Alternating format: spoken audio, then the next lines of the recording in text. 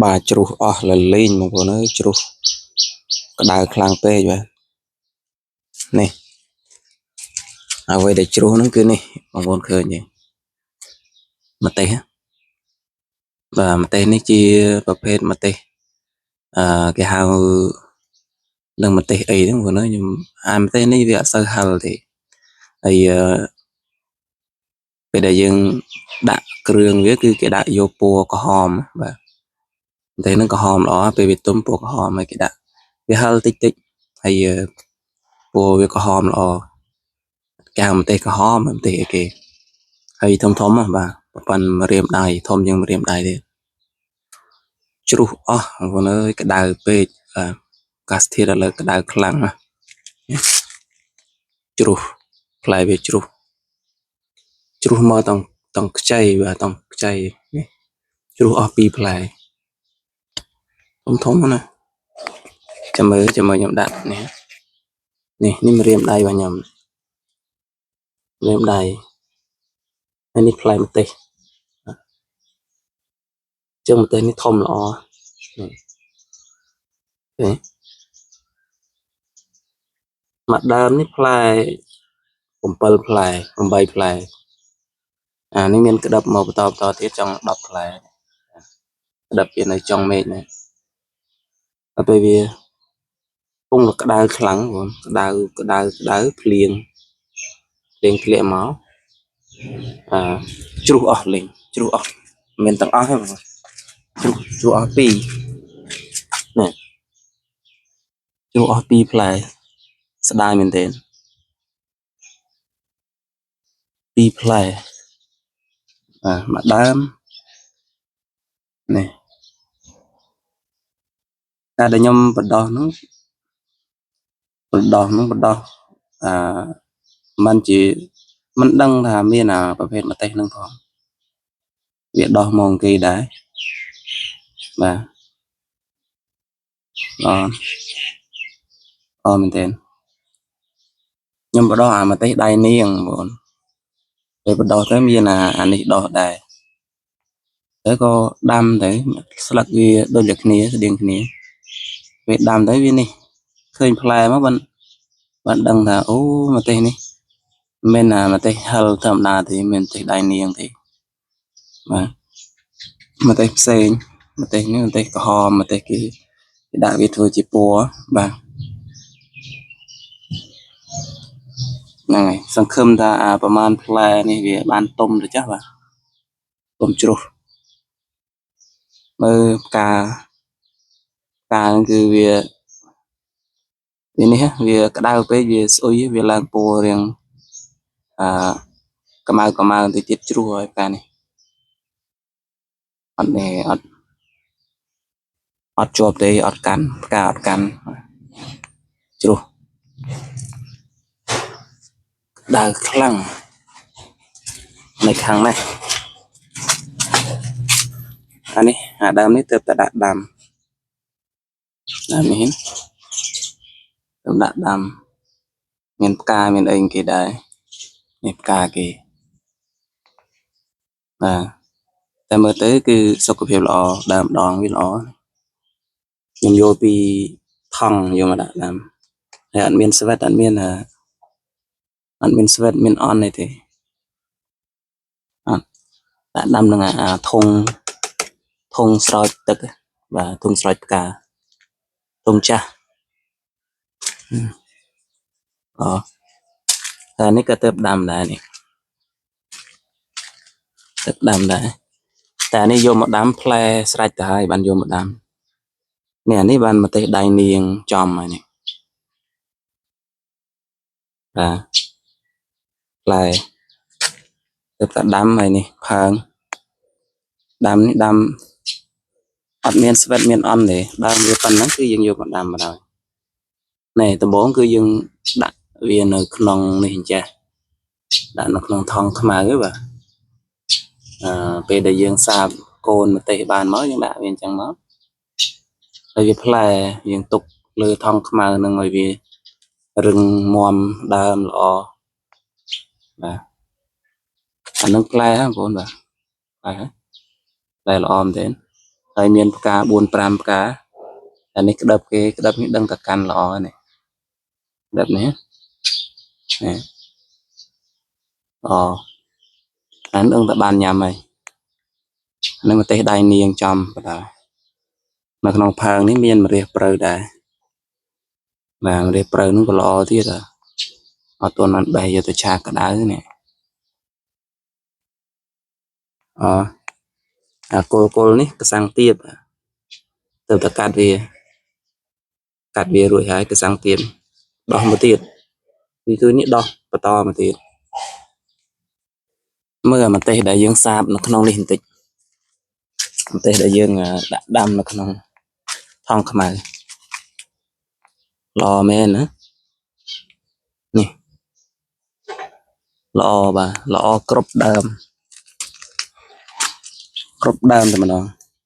តែទោះតែមួយវាជ្រុះតែវាក្តៅវិញនេះផ្លែហើយបាទនេះផ្លែមកវាជ្រុះក្តៅខ្លាំងពេកទៅវាជ្រុះចឹងយើងទប់ស្កាត់អត់បានទេអាកាសធាតុក្តៅនេះមកដើមវាឡើងលហឹងល្អពីរផ្លែហ្នឹងក៏អត់នៅដែរនេះដើមនេះហើយជាងមកចង្អាមដើមនេះទូចជាងគេខ្លីជាងគេពីរផ្លែមានពីរផ្លែវាចាប់ផ្ដើមឡើងពណ៌រាង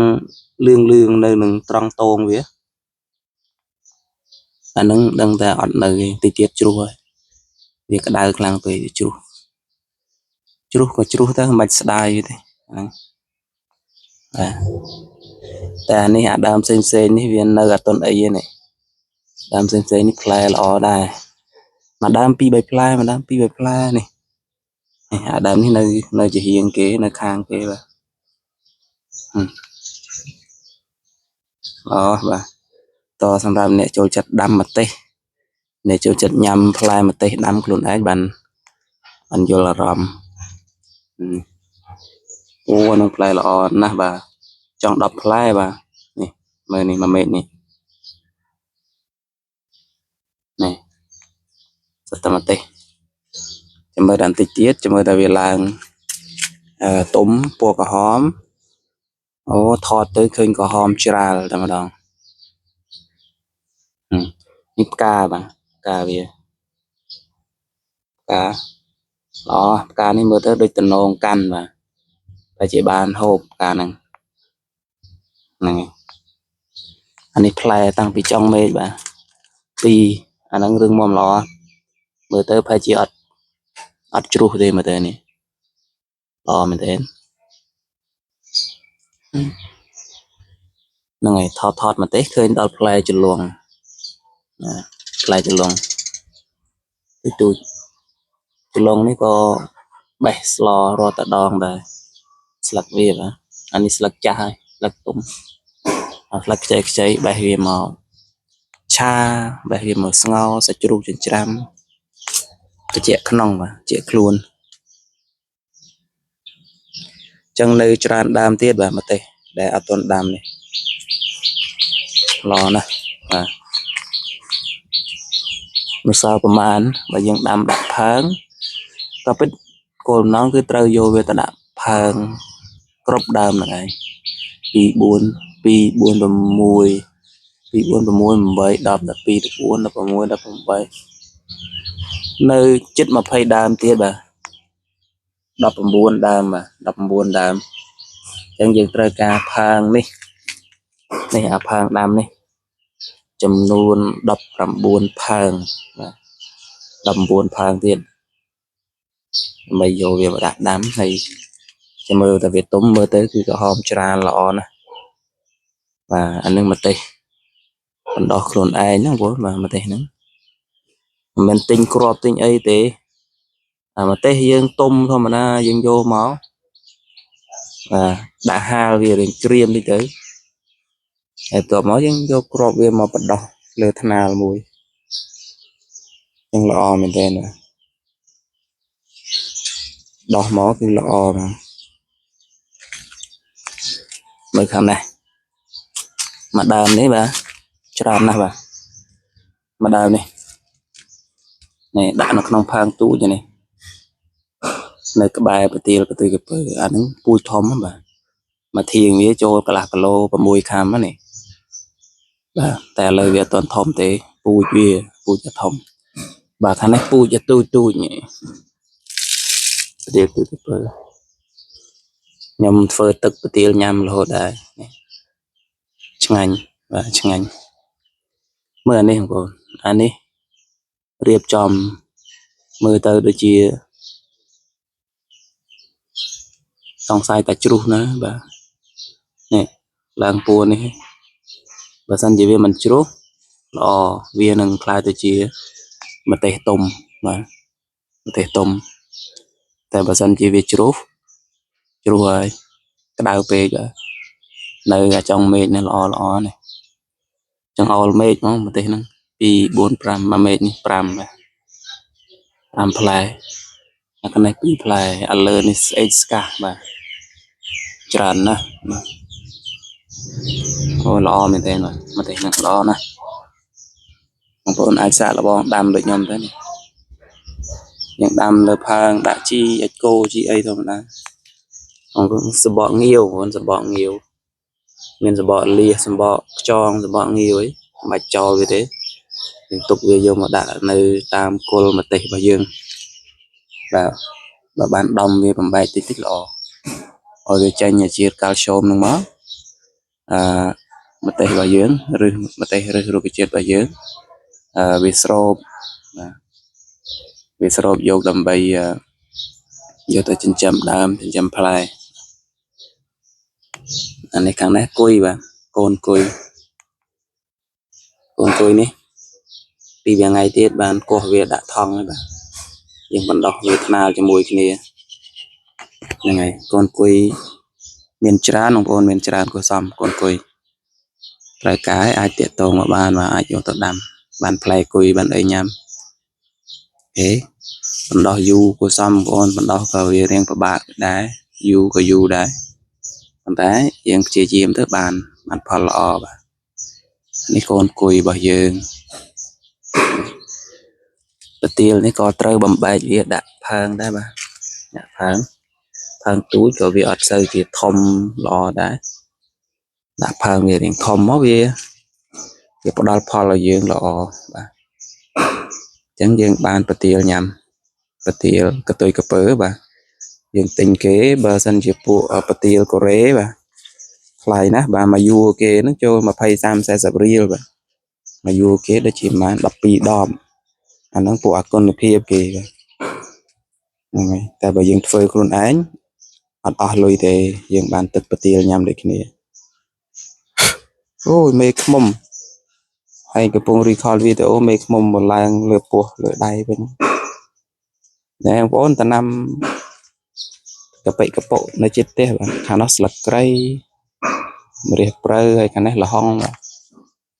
ហើយខាងនេះជីនឹងវងម្ទេសខ្ញុំថតឲ្យបងប្អូនថ្ងៃមុនអានេះម្ទេសអាចសាច់ណាបាទឥឡូវថ្ងៃមុនយើងកាត់ត្រួយវាកាត់ដើមឃើញថ្ងៃនេះលួសល្អណាស់បាទប្រហែលជាមួយអាទិត្យជាងហើយណាលួសល្អមែនទែនបាទតិចទៀតយើងចាប់ផ្ដើមបំពន់ជីវាបាទបំពន់ជីមានអីមានជីអាចគោហ្នឹងដាក់វានឹងគល់បាទហើយទៅយើងស្រោចទឹកជូលិនស៊ីបាទខ្ញុំមានជូលិនស៊ីដែរដាក់ស្រោចវាទៅវាល្អបាទមានផ្លែវាផ្កាមកវាមានផ្លែកាន់ល្អបាទតែបើល្ហុងនោះផងគឺដោះនៅលើកង់ឡានហ្នឹងនោះដាក់ស្លឹកឈើ 100% គឺស្លឹកឈើបាទហើយនឹងកាកសំណល់ផ្ទះបាយអញ្ចឹងទៅវាលលួយវាអីចឹងទៅយើងអាសាស្រោចទឹកវាណាបាទមិនដាក់ចោលទេបើយើងដាក់ចោលវាក្រៀមវាអត់លលួយទេតែបើយើងដាក់ហើយយើងស្រោចទឹកវាឲ្យវាសាមរហូតពួកមីក្រូសារពាង្គកាយនោះវាជួយឲ្យស្លឹកឈើហើយនឹងកាកសំណល់ផ្ទះបាយយើងលលួយកាត់ជីហើយទៅចោលគ្រាប់ល្ហុងយកគ្រាប់ល្ហុងនោះមកចោលដោះឥឡូវស្មើចកេះបាទ4 5ដើមនៅហ្នឹងមិនដឹងល្ហុងញីមិនដឹងល្ហុងឈ្មោលនេះដោះនៅលើកង់ឡានហ្នឹងតែម្ដងបាទហ្នឹងហើយបងប្អូននិយាយគ្នាលេងកប៉ិកប៉ុពីដំណាំបង្ការបន្លែបកាទៅវិញផ្ទះបាទ ចឹងក៏បងប្អូនអ្នកស្រឡាញ់ការដាំដុះដូចខ្ញុំតែជាយល់អារម្មណ៍នេះហើយបាទអានឹងសេចក្តីសុខរបស់យើងបាទហ្នឹងចឹងជួបគ្នានៅក្នុងវីដេអូក្រោយបងប្អូនជម្រាបលា